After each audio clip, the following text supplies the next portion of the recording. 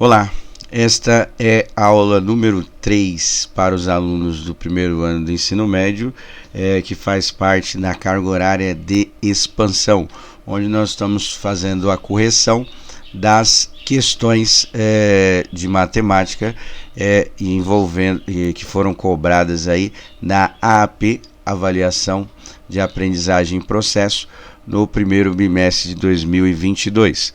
Hoje nós vamos fazer da questão 12 até a questão 18, obviamente começando pela questão 13, né? Da questão 13. 12 nós fizemos uma aula anterior, tá? Bom, então vamos começando aí por essa questão, que é a habilidade do 8º ano de matemática, que diz o seguinte: efetuar cálculos com potências de expoentes inteiros e aplicar o conhecimento na representação de números em notação científica. Geralmente aprende isso no 8º ano, né?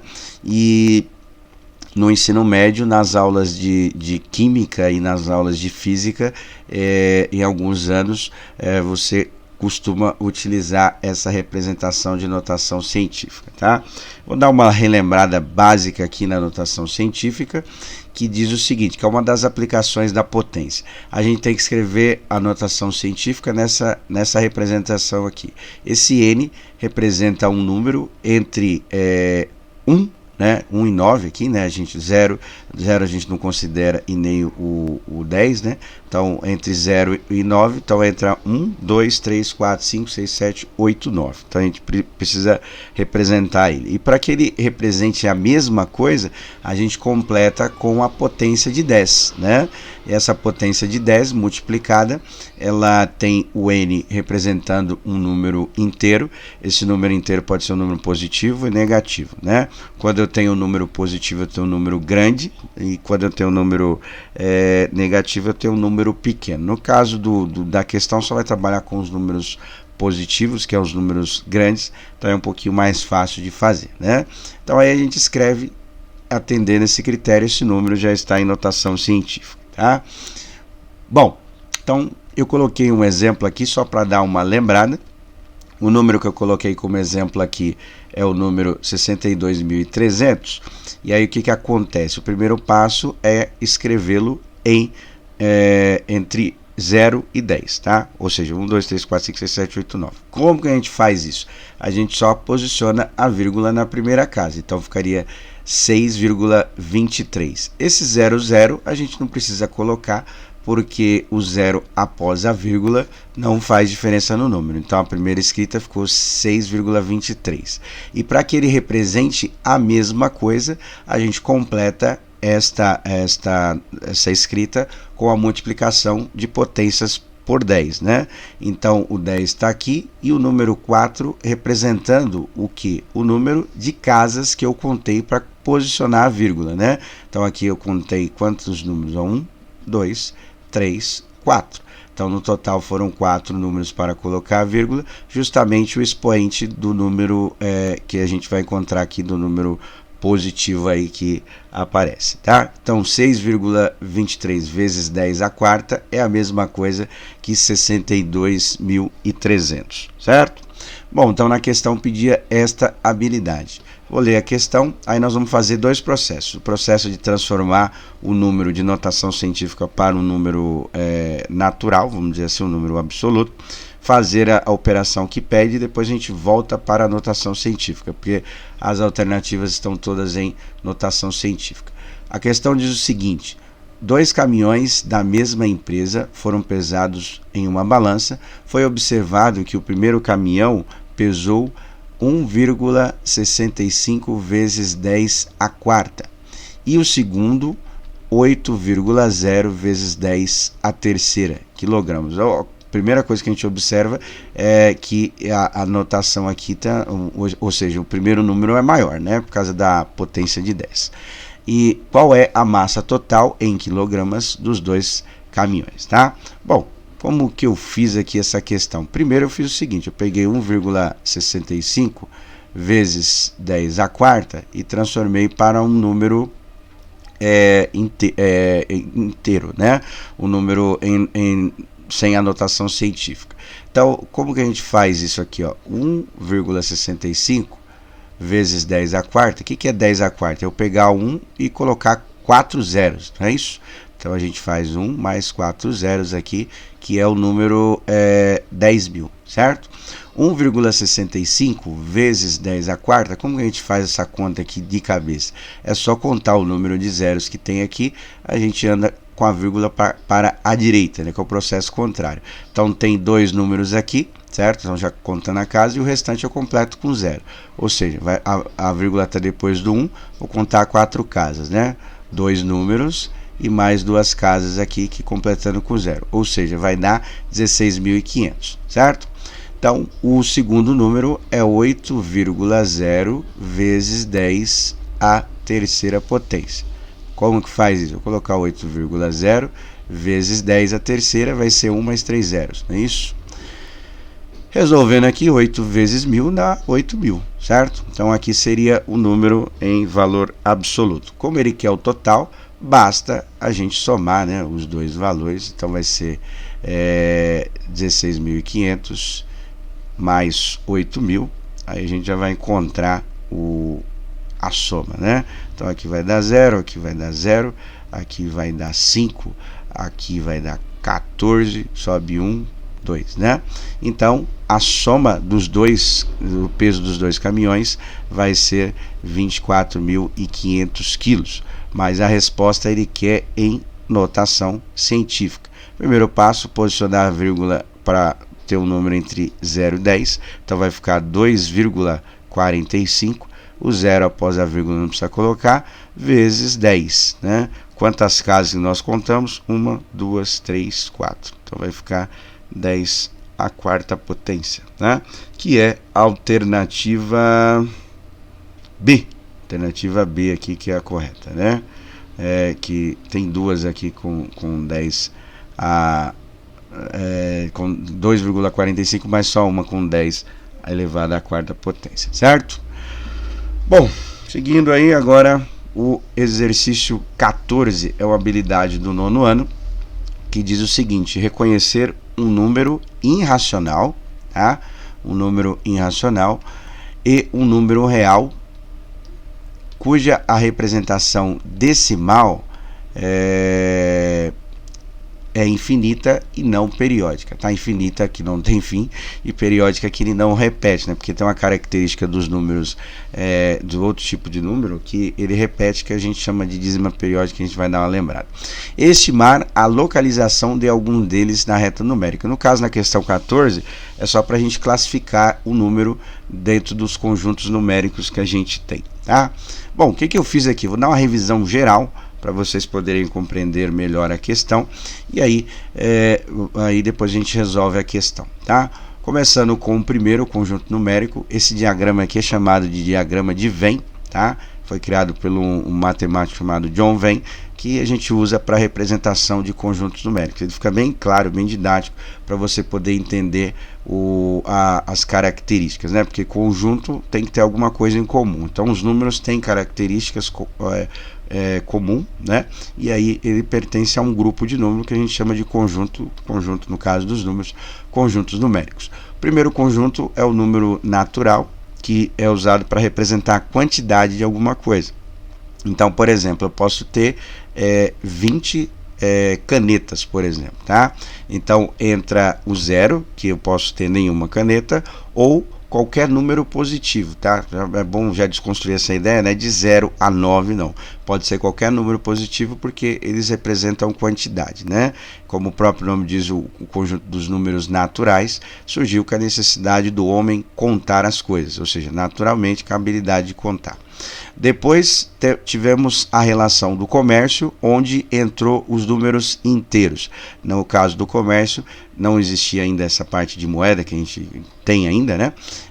Nem tem data das criações assim dos números, que são muito antigos e tal.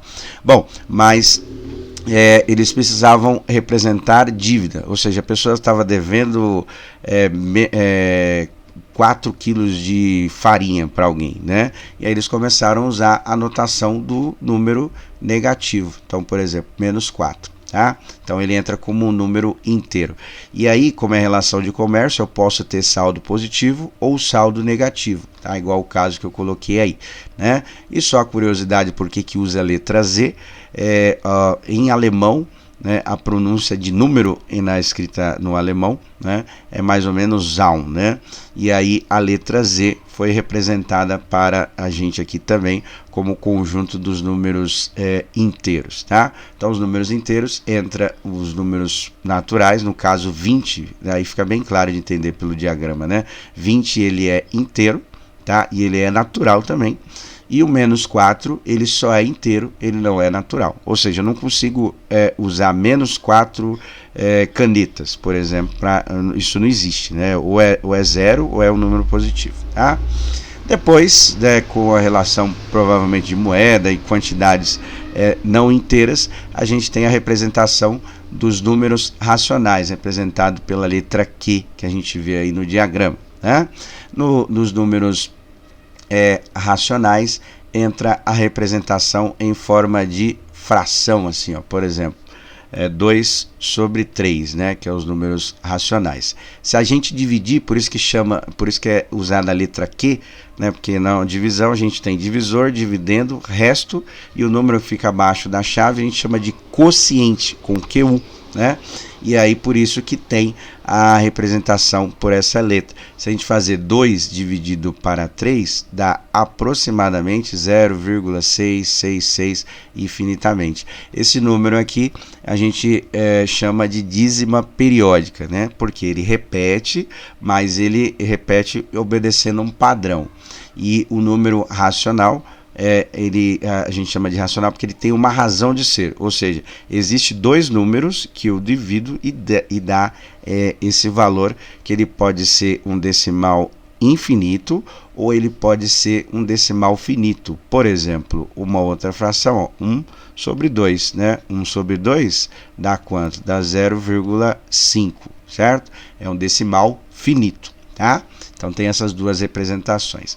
E aí nós temos do lado o conjunto dos números irracionais, que é o que a questão vai pedir para a gente fazer. O que é o número irracional? Ele é um número infinito, mas não periódico. E por que chama irracional? Não existe uma razão de ser, né? Então a raiz de 3, por exemplo, o mais comum são as raízes não exatas, a gente fala que é aproximadamente 1,73. Mas se a gente se a gente fizer isso na calculadora, a gente vai perceber que vai dar um número muito grande, né? Eu vou até fazer aqui para vocês observarem, né? A calculadora aqui, ó, 3, e vou colocar a raiz de 3, tá vendo?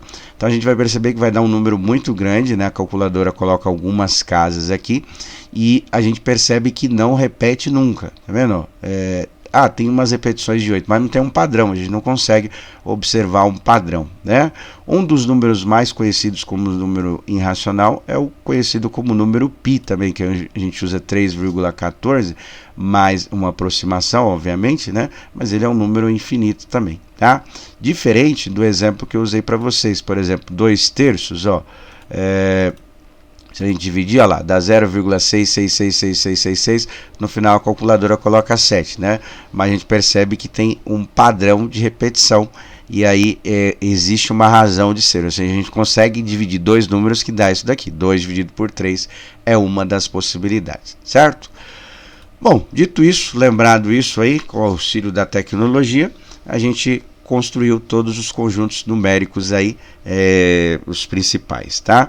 E aí quando a gente quiser falar de todos os números, porque a gente percebe, por exemplo, ó, o número racional, entra o inteiro, que é o menos 4 em forma de fração, a gente pode escrever assim, ó, né? Menos 4 sobre 1, isso aqui é uma fração, né? O 20 também, tá vendo? Ó, 20 sobre 1. É uma fração também. E aí, o que acontece? O número racional engloba os inteiros e engloba os naturais também. Tá? E aqui no meio a gente tem uma divisão. Ou ele é racional ou ele é irracional. Não tem comum aqui nesses dois conjuntos. E aí, quando a gente quiser falar de todos os conjuntos numéricos, a gente usa desses principais, porque tem mais, né? A gente usa a representação dos números reais. O que são os números reais? É a união entre os números racionais com os números irracionais, né? Então, eu juntando qualquer grupo aí desses daqui, eu posso representar somente no conjunto dos números reais, que engloba todos esses números aqui. Bom, relembrado isso, eu coloquei aqui um resuminho principal aqui para poder fazer, de repente quer marcar no caderno, alguma coisa assim. Então, os números naturais é os números positivos e mais o zero, os números inteiros, os números negativos e os números positivos e o zero, os números racionais entre os números negativos, os números positivos, né? E as frações, essas frações entram duas características, né? As decimais finitas e as dízimas periódicas, que são infinitas, e os números irracionais. Relembrei do número π e as raízes não inteiras, né? Raiz de 2, raiz de 3, raiz de 5, né? Elas não são, não dão números inteiros, e aí dá aquela característica de número infinito não periódico, ou seja, não repete, tá? Bom, aí a questão 14 pediu o seguinte, ó, os números apresentados no quadro abaixo, menos 8, 5 sobre 9, 0,58, não tem menos não, raiz de 35 e 12, qual deles é o número irracional, tá?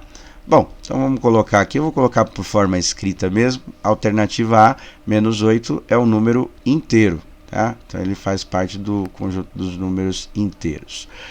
5 sobre 9 é os números racionais, tá? Que é a parte de fração aí. O 0,58 também é um número racional, né? Uma das possibilidades de representar em forma de fração seria 58 sobre 100, né? 58 sobre 100, se a gente dividir, vai dar 0,58. E aqui, a raiz de 35, né, raiz quadrada de 35, não tem o número exato. A mais próxima é a de 36, que é 6. E abaixo dela é a raiz de 25, que é 5. Então, significa que essa raiz não dá exata, e isso aqui é um número irracional. Tá? A gente não consegue dividir dois números que dê o resultado dessa raiz. E o último, o 12, seria um número natural. Tá? Bom, aí a alternativa correta é esta daqui, que a gente precisaria marcar lá no gabarito, tá? Bom, questão 15 é uma habilidade do ensino médio, vai do primeiro ao terceiro ano, habilidade matemática, competência 4, habilidade 6. Construir e interpretar tabelas de gráficos de frequência. Aqui vai ser um gráfico, tá? Que vai analisar na questão. Tá? Com base em dados obtidos em pesquisa por amostras estatísticas, incluindo o uso de softwares que interrelacionam estatística, geometria e álgebra. Tá? Bom, a questão tem um levantamento aí, né, de algumas informações, e tem a frequência, que são esses números que aparecem aqui, né? Alguns com maior, outros menor frequência. Tá? Uma rede de academias de ginástica atende 630 alunos por dia. A fim de conhecer melhor o perfil dos seus clientes, foi feito um levantamento sobre as idades desses clientes, o qual retornou o resultado apresentado no gráfico abaixo. Então, esse gráfico aqui, ele tem uma característica um pouquinho diferente dos outros gráficos que provavelmente vocês estudaram. Esse gráfico aqui ele é chamado de histograma, tá? E qual que é a característica dele diferente? Ele tem o intervalo de valores, né? Então ele é usado quando a gente representa situações de intervalo, ou seja, começa num número, termina no outro, tá? E a anotação, só para vocês entenderem, por exemplo, 24, ele aparece duas vezes aqui, tá vendo? Por exemplo, a pessoa que tem 24 anos nesse levantamento, onde que vai ficar? Na faixa de cima ou na faixa de baixo? A anotação dessa daqui, ó, a primeira, 18, tem um traço no começo e no fim. Então, a gente vai observar os números de 18 a 24 e considerar os extremos, ou seja, 18 e 24, tá? Então, entraria 18, 19, 20, 21, 22, 23 e 24. Na representação de cima, tá? tem o 24 aqui, mas nós não vamos considerar o 24, não vamos considerar o primeiro valor do intervalo. E o último a gente vai considerar, ou seja, nessa segunda faixa entraria 25, 26, 27, 28, 29 e 30. Na faixa de cima entraria 31 a 36. Na parte na outra faixa de valor, 37 a 42 e assim sucessivamente, tá? O levantamento foi feito de idades de 18 a 66 anos, tá? E aí a pergunta dessa questão é o seguinte: quantos clientes dessa academia possuem idades, né, entre 18 e 36 anos? Então, bem fácil olhar o gráfico, atento com essa representação, só olhar quais são os valores. Eu vou começar pelo de 31 a 36, tá? De 31 a 36 são 100 pessoas lá. É só olhar lá no gráfico que você vai ver, né? Aí a faixa abaixo, de 25 a 30, são 165 pessoas com essa idade. E a última faixa que a gente vai observar, que é de 18 a 24, tem 95 pessoas. Para saber o total, né, quantos clientes, a gente faz uma soma simples aqui e já acha o valor, né? Então 5 mais 5 vai dar 10, vai 1, aqui vai dar 9, mais 1 que subiu dá 10, e com 6 vai dar 16, 1 mais 1 mais 1 vai dar 3, então vai dar 360 pessoas, tá?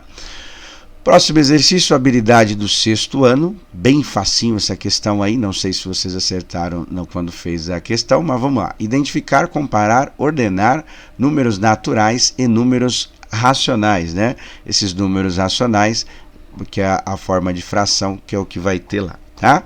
Cuja representação decimal é finita, ou seja, a gente vai ter que observar números decimal finitos, ou seja, tem fim, e ordenar, comparar, alguma coisa assim. Dizendo quais são, fazendo uso da reta numérica para localizar esses números. No caso, não tem reta numérica aqui não, a gente só precisa observar, no caso dos números, qual deles é o menor, tá? Então, ó, observe os números decimais apresentados abaixo, tem 1, 2, 3, 4, qual deles é o menor? Muito fácil daqui, né? Vou começar fazendo pelos maiores e colocando o número de casas decimais que tem o número com maior quantidade, ou seja, 4. Começando com 37, né? 37,0, vou acrescentar só para ficar mais fácil aqui, o número de casas aqui, 3, né? Porque aí não vai ter dúvida, né? Depois tem o 3,7, então vou colocar 3,700 e 0, né? Não, tá bom, isso, 3 casas. E agora o 3,07, então ó, ficaria 3,070, né? E o último, o 3,007, tá? Qual deles é o menor número? Obviamente, a gente comparar o 37 é o maior. Todos esses aqui tem 3, alguma coisa, só que o 0,7 já é maior, né? E esse aqui 3,00 e tem o 7 aqui, e esse aqui tem o 0. Obviamente, o quarto é o menor número desses decimais aí, tá bom? Próxima questão. É a questão 17, que tem uma habilidade do sétimo ano. Nós fizemos na sala de aula, mas vamos dar uma lembrada aqui, ó. Utilizar a simbologia algébrica para expressar regularidades encontradas em sequência numérica, né? Álgebra é onde a gente usa letras para representar números desconhecidos, tá? Bom, então a questão, fizemos uma igualzinho na aula, tá? Mas vamos relembrar aqui rapidinho. Observe a sequência numérica apresentada a seguir, no quadro abaixo, 4, 7, 10, 13 e assim vai. A expressão algébrica, ou seja, a fórmula, né, que representa essa sequência, que modela essa sequência em função da posição n, né, o n é a abreviação de número, de cada termo está representada em. Bom, a gente percebe que a sequência é essa daqui, 4, 7, 10, 13 e assim vai, né? Então ela está aumentando de 3 em 3, então a gente faz 3 vezes o número, ou seja, 3 vezes n, né? 3 vezes 1 vai dar o primeiro, 3 vezes 2 vai dar o segundo, 3 vezes 3 vai dar o terceiro e assim sucessivamente. Substituindo 1 aqui, 3 vezes 1 dá 3. Quanto que eu tenho que somar para dar 4? Mais 1, né? Então aqui vai ser mais 1, né? 3 vezes 1 dá 3, mais 1, 4. Que bateu o primeiro aqui. 3 vezes 2 dá 6, mais 1, 7. 3 vezes 3 dá 9, mais 1, 10 e assim vai, tá? Bom, então a alternativa correta é esta daqui, a C. Continuando, o último exercício de hoje tem a ver com probabilidade, né? Calcular a probabilidade, começa lá no 6º ano fazer essas ideias. Mas vamos lá.